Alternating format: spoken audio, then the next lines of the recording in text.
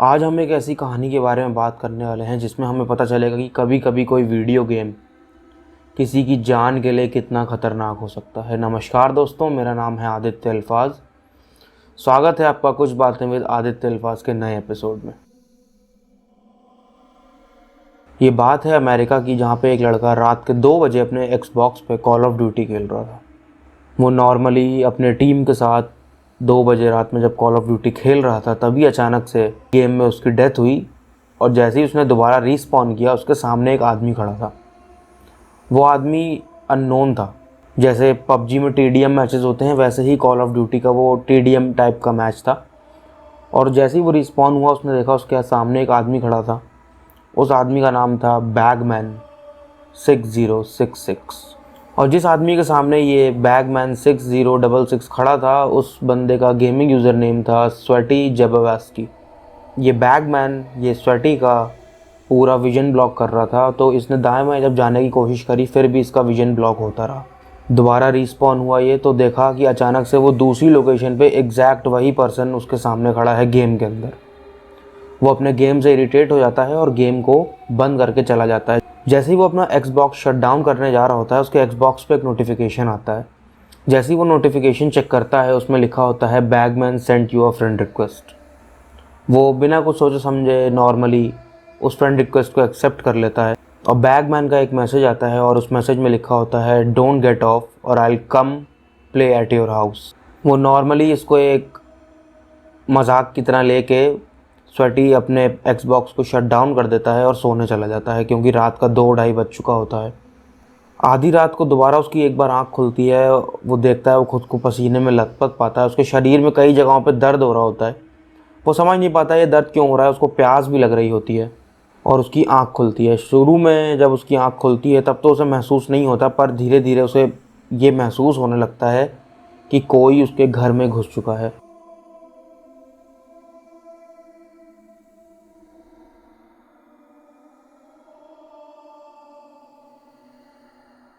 वो जल्दी से उठता है और अपना रूम का दरवाज़ा बंद कर लेता है। वो अपने घर पे अकेला रह रहा होता है। उसके जो पेरेंट्स होते हैं स्वेटी के, वो बाहर गए होते हैं और ये स्वेटी उस टाइम घर पे अकेला रह रहा होता है। ये कोशिश करता है, इसको शक तो हो जाता है कि कोई इसके घर में रह रहा है, लेकिन ये जैसे ही कोशिश करता है कि क्यों ना मैं 911 पे कॉल कर दूं या किसी अपने दोस्त को कॉल कर दूं, ये कॉल करने के लिए अपना फ़ोन भी ढूंढता है। इसको अपना फ़ोन नहीं मिलता है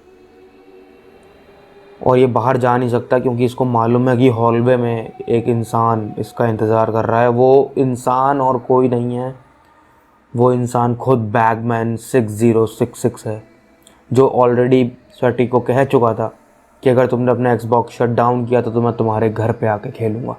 पूरे घर की लाइटें ऑफ होती हैं, आधी रात का समय होता है। उसके विंडो से बस स्ट्रीट लाइट की थोड़ी सी रोशनी धीमी धीमी उसके कमरों में आ रही होती है।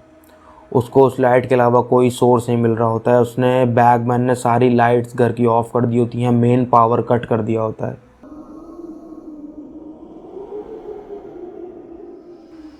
बैगमैन उससे कहता है कि अब चलो हम एक गेम खेलते हैं। स्वेटी थोड़ा जब दाएं बाएं देखता है, उसे एक पर्ची पड़ी हुई मिलती है और एक पर्ची पड़ी हुई मिलती है, उस पर लिखा होता है मेरे पास कुछ अच्छे गेम्स हैं खेलने के लिए, लव बैगी।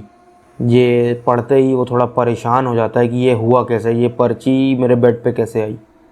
दरवाजे के बाहर से बैगमैन उसको कहता है कि तुम्हारे पास 2 मिनट हैं और तुम बेड के नीचे अगला अपना गेम का क्लू ढूंढो। अगर तुम ये गेम का क्लू नहीं ढूंढ पाए तो तुम्हारी मौत हो जाएगी। स्वेटी जैसे तैसे घबरा के अपने बेड के नीचे कुछ ना कुछ ढूंढने की कोशिश करता है। उसे अपने बेड के नीचे एक ग्रे कलर का बॉक्स कटर मिलता है, जिसे आप अक्सर थर्माकोल कटर भी कहते हैं। स्वेटी जैसे ही वो बॉक्स कटर उठाता है हाथ में, वो कहता है कि तुम क्या चाहते हो, मैं इस कटर से क्या करूं। बैगमैन कहता है कि अब तुम्हारा समय आ गया है कि तुम अगला क्लू अपने गेम का ढूंढो और फिर से तुम्हारे पास 2 मिनट हैं, और अगर 2 मिनट के अंदर तुमने ये गेम का अगला राउंड पूरा नहीं किया तो तुम्हारी जान खतरे में है, तुम्हारी जान चली जाएगी। बैगमैन ने जैसे ही अपनी बात ख़त्म करी होती है, स्वेटी को ना जाने कैसे अचानक से अपने राइट हैंड के फोर आर्म के पास एक दर्द महसूस होता है। वो दर्द इतना तेज़ होता है कि वो देखता है कि क्या हुआ है। जैसे ही वो ये देखता है, उसको दिखता है कि उसके राइट फोर आर्म के पास एक उभरी हुई कोई चीज़ है जो उसके स्किन के अंदर जा चुकी है। उसके स्किन के अंदर कोई ऐसी चीज़ है जो उसको ये दर्द दे रही है। करता है, तभी स्वेटी समझ जाता है कि वो बॉक्स कटर क्यों बैगमैन ने उसे दिया है, बैगमैन ने वो क्यों थर्माकोल कटर से प्रोवाइड किया है। 2 मिनट होने ही वाले होते हैं और उसके स्वेटी के गेट पे कोई नॉक करने लगता है, बहुत ज़ोर ज़ोर से नॉक करने लगता है। स्वेटी घबरा जाता है और घबरा के वो सोचता है कि चलो अगर मुझे ज़िंदा रहना है तो मुझे ये करना ही पड़ेगा, क्योंकि उसके पास कोई और ऑप्शन नहीं है। उसका फ़ोन उसके पास नहीं है, वो किसी को कांटेक्ट नहीं कर सकता, घर में लाइट नहीं है, उसके घर में कोई रह नहीं रहा है इस वक्त। वो सिर्फ अकेला अपने ही कमरे में बंद है और उसे पता है कि उसकी मौत कमरे के बाहर खड़ी हुई है।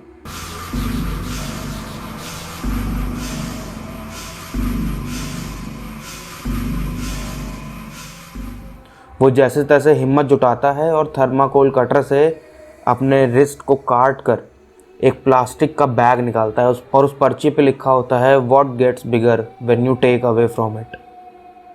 वो कौन सी चीज़ है जो बड़ी होती जाती है जिसमें जैसे जैसे तुम उसमें से और चीज़ें को निकालते रहोगे।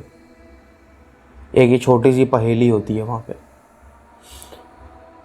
स्वेटी तुरंत कहता है कि ये पहेली तो मैंने शायद कहीं पर सुनी हुई है। वो तुरंत कहता है कि सिर्फ होल्स ऐसी चीज़ है कि जब हम उसमें से कोई छेद में से हम कोई चीज़ तोड़ तोड़ के अगर निकालते रहेंगे तो वो और बड़ी होती जाएगी। इसका मतलब यहाँ पे ये है कि अगर कोई छेद है या दीवार पे कोई छेद है, मान लीजिए कागज़ में छेद है और मैं उसमें से और वही कागज़ तोड़ तोड़ के निकालता रहूँगा तो वो कागज़ का छेद बड़ा होता जाएगा। वो पहली पहेली जैसे ही स्वेटी सुलझा लेता है, तुरंत उसके दरवाजे पे जो नॉक हो रहा होता है वो बंद हो जाता है और नॉक बंद होते ही अगला राउंड शुरू हो जाता है। बैगमैन उससे कहता है कि तुम अभी बिगिनर हो लेकिन तुमने पहला राउंड क्लियर कर लिया है, अब बारी आती है दूसरे राउंड की और फिर से तुम्हारे पास 2 मिनट हैं और 2 मिनट के अंदर तुम्हें सेकंड राउंड कंप्लीट करना होगा, नहीं तो तुम्हारी मौत हो जाएगी। पहले राउंड से सबक लेके स्वेटी जैसे जैसे जल्दी जल्दी अपनी बॉडी को चेक करता है। वो अपने फोर आर्म्स को, हैंड्स को, रिस्ट को, अपने पैरों के आसपास हर जगह चेक करता है कि कहीं और क्या उसकी बॉडी के अंदर पर्ची है। जब उसे लगने ही वाला होता है कि उसके बॉडी के अंदर कहीं और कोई पर्ची नहीं है, तभी उसके लेफ़्ट साइड में हिप्स के पास, उसके कूलों के पास उसे कुछ महसूस होता है और उसे ये महसूस होता है कि उसके कूलों के पास खाल के अंदर बहुत सारी पर्चियाँ दबी हुई हैं। बहुत सारे वो प्लास्टिक के बैग्स दबे हुए हैं और वो प्लास्टिक के बैग इस तरह से दबे होते हैं कि उनका छोटा छोटा हिस्सा खाल से बाहर निकल रहा होता है और हर एक पीस को खींचने में उसकी कहीं ना कहीं वो खाल भी बाहर आती है, जो खून से सना हुआ वो बैग बाहर आता है। और पहली कहावत कहीं ना कहीं सच हो जाती है कि हर एक खींचने के साथ उसकी वो जो खाल थी, वो उसका जो घाव था वो भी बड़ा होता जा रहा था, वो घाव का साइज़ बड़ा होता जा रहा था। कई सारी पर्चियाँ खींचने के बाद स्वेटी को एक पर्ची मिलती है, एक प्लास्टिक का बैग मिलता है जिसके अंदर एक और पर्ची होती है। अब तक स्वेटी फेंट होने लगता है, उसको बेहोशी छाने लगती है, क्योंकि ऑलरेडी पर्ची निकालने के बाद उसका ब्लड लॉस पहले ही इतना हो चुका था कि वो ऑलमोस्ट बेहोश होने वाला था। जब ये नई पर्ची उसके हाथ में आती है, इस बार इस पर्ची में एक और कहावत लिखी होती है और इस कहावत में ये लिखा होता है, proceeds as a letter written with 3, I have a twin whom I can not see. इस पहेली को वो समझने की कोशिश कर ही रहा होता है। वो सोच रहा होता है कि इस पहेली का मतलब क्या है, वो सोच रहा होता है कि ये पहेली क्यों है, ये पहेली किस चीज़ से रिलेट कर रही है, I have a twin and whom I can not see. तभी उसे ध्यान आता है कि उसकी बॉडी में ये आँखें जो हैं, ये 2 आँखें जो हैं, ये ट्विन हैं और एक दूसरे को पर ये नहीं देख सकती। और ये रियलाइज़ होते ही और राइट आँख के पलकों के अंदर उसे महसूस होता है एक प्लास्टिक का बैग और। वो हिम्मत करके अपने लेफ़्ट हैंड से अपनी राइट आँख के पलक को उठाता है और अंदर से वो बैग खींचता है। वो बैग खींचते खींचते उसकी आँख हल्की सी कट जाती है, जिसकी वजह से उसकी आँख में पूरा खून आ जाता है और वो देख भी नहीं पा रहा होता है ढंग से कि वो क्या कर रहा है। वो जैसे तैसे पर्ची निकालता है, उसको खोलता है और पढ़ता है। इस बार इस पर्ची में लिखा होता है, cut me and that will be the end of the. और वो ये आखिरी पर्ची पढ़ने के बाद सोचता है कि जैसे तैसे अब उसमें हिम्मत नहीं बची होती है गेम आगे खेलने की और वो बेहोश हो जाता है। सुबह जब उसकी आँख खुलती है वो खुद को हॉस्पिटल में पाता है। वो ये सारा किस्सा अपने दोस्तों को बताता है, लेकिन सबसे पहले वो ये पूछता है कि वो आखिर इसके दोस्तों को, स्वेटी के दोस्तों को पता कैसे चला कि वो मुसीबत में है। तो उसके दोस्त स्वेटी को बताते हैं कि तुम्हारे फ़ोन से ही मैसेज आया था कि it's an emergency and please come fast. एक बहुत बड़ी इमरजेंसी है और तुम लोग जल्दी से जल्दी आ जाओ। यानी कि वो बैगमैन ने गेम पहले खेला और गेम खेलने के बाद उसी स्वेटी के फ़ोन से उसको दोस्तों को मैसेज करके उसकी जान भी बचा ली, पर जो उसका गेम खेलने का फितूर था वो गेम वो पूरा करके गया। बहुत से ऐसे अननोन लोग, साइकोपैथ्स बैठे रहते हैं, चाहे वो डार्क वेब पे हों, चाहे वो किसी गेम में बैठे हों। अगर आप किसी को अच्छे से नहीं जानते हैं तो कभी किसी ऑनलाइन इंसान से बहस या उससे ख़तरा मोल लेने की ज़रूरत नहीं है। और अगर आपके पास बैगमैन 6066 की फ्रेंड रिक्वेस्ट आए तो उसे कभी एक्सेप्ट मत करिएगा।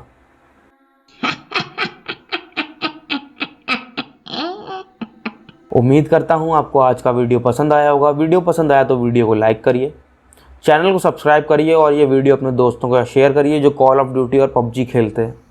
जल्द मिलूँगा एक और नए वीडियो के साथ। तब तक अपने आसपास सफाई बनाए रखिए, अपने दोस्तों का ख्याल रखिए, अपने परिवार के साथ टाइम स्पेंड करिए। तब तक के लिए बाय।